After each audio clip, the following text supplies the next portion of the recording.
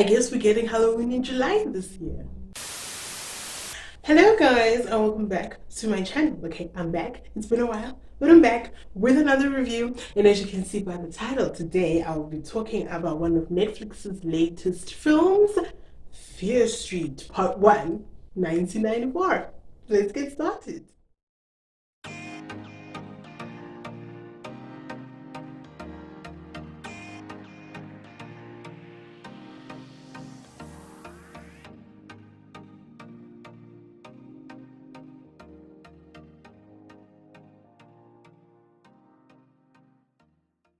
Okay, so Fear Street Part 1, 1994.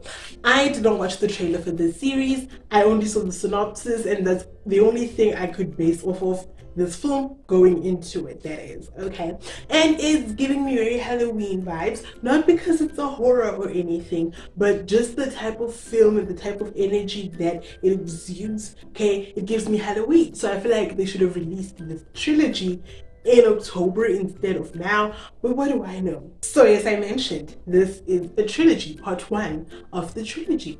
Part 2 is coming out next week Friday, and which is, I don't know what the date is, but next week Friday. And then the final one will be coming the Friday after next. Okay, so let's go through this film. Okay, so the film starts and we are immediately introduced to a character called Heather, if I remember correctly, and she is working, I'm assuming part-time, in the store in a mall. This mall is called Shady Side Mall. Okay, I feel like the name alone should give you, sketchy vibes on its own. And in this mall, it's closing time. Ryan, one of Heather's friends, is there as well, and he works in another store in the mall. So long story short, Ryan scares Heather a few times. I'm assuming it's around Halloween time. I'm not quite sure, but Ryan scares her a few times. So this the final time, that is when she assumes it's Ryan, turns out it is not, but it is a crazy killer on the loose,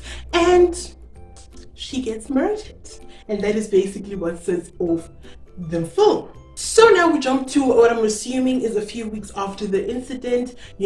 Heather is what's it called, her locker. People have put on letters, kind of like how they did for Heather Baker in season 1 of 13 Reasons Why. Everybody's writing, rest in peace, Heather. Oh my gosh, you'll be missed, Heather. Heather. And now we meet Dina, who is one of the main characters in this film. Okay, now what we find out after the murder of Heather is that there are 2 towns in this place where this takes place. We have your Shady Side and we have Sunnyvale. So there's absolutely no crime whatsoever happening in Sunnyvale, and so that makes them think they're more bougie than the people living in Shady Side, and this caused a rivalry within the town, and specifically within the high schools, because high school rivalries. So what we also find out is that Dina had a girlfriend named Sam. Turns out Sam transferred to Sunnyvale High School, and so that kind of caused a rift between the two, and there's a little bit of bad blood between the two, but that is not quite important, but it's kind of important. So one day, all the Sunnyvale kids go all the way to Shady Side. I think it's for a vigil or a game, I'm not quite sure. But, they clash heads during that altercation. And then when they're going home in the school bus, that is the Sunnyvale, no, not the Sunnyvale, the Shady Side kids. The Shady Side kids are in the bus, they're on the way to go home. One of the kids, 3 of them in a car from Sunnyvale, follow them, and this leads to an accident. Turns out one of the people that were in the car was none other than Sam, Dina's ex-girlfriend. Pew, pew, pew, pew. One thing you should know is that there is a superstition, there's a little fairy tale, there's a little scary story that has been told for many years in the city of Shady Side, and that there once was a witch who was, of course, human. Yes, there once was a human witch who lived in Shady Side, and she was murdered because of, she was witch. No. But turns out that now, because she was murdered and, she never rested in peace, she now lurks within the streets of Shady Side, and she possesses anyone she can get her claws on, and she causes them to go crazy and go on mass killings. Now that is the story. And people are like, Oh my gosh, whatever, it's just a story, it's not real. but well, you have it, honey. Turns out it's real. So now there are all these mass killings that are happening, and now it turns out that the people that are killing are people that have already been dead.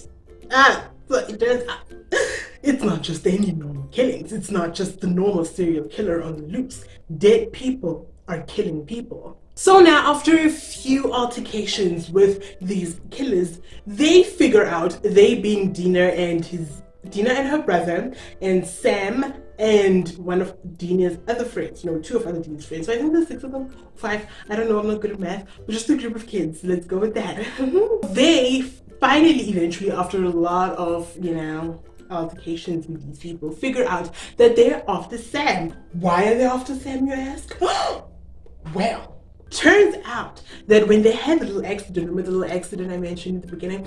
Well, when that happened, Sam disturbed the bones of the witch. And so now the witch is out to get her because how dare you disturb the dead, honey? So the gang decides to use this as bait, and they use Sam's blood to lure her in. That her being the witch, of course, and all of the other people that are now killing on her behalf. Lure them into the high school. When they get into the high school, they set the high school on fire. Okay, not the high school, just like one room. They lure them into, I think, the bathrooms or something, and they burn that part of the high school.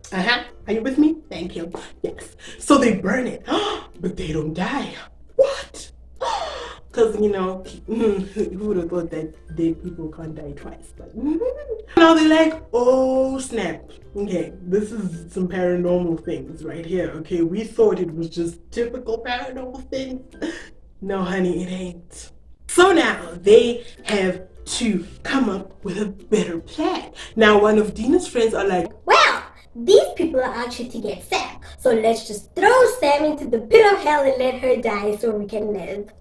And of course, as you would have it, Dina doesn't want to hear any of this because why? She's still in love with her.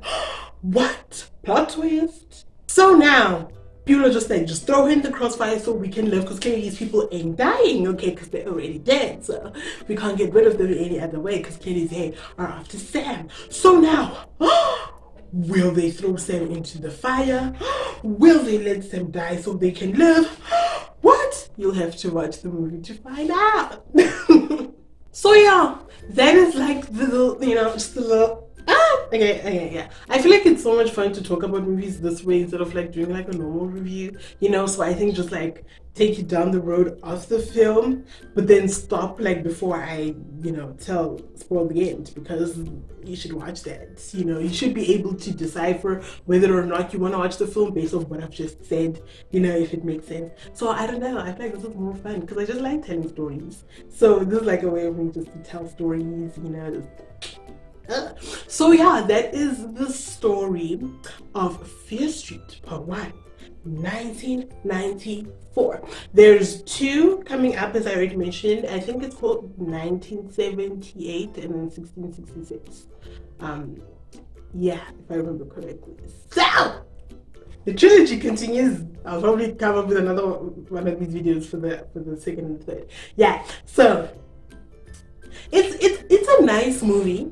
Let me say that, but it is very Halloweeny, so I don't know why they thought it was a good idea to take it out in July. I feel like it should have been in October, and then have it come out like the 3 Fridays leading up to Halloween. I feel like that would have been nice, but who am I? This is Cats and Dogs. Who am I? So, yeah, that's all I have to say today. So, on that note, don't forget to subscribe if you like, leave a comment, and post notifications, all that amazing stuff. Until next time, stay grand. Bye.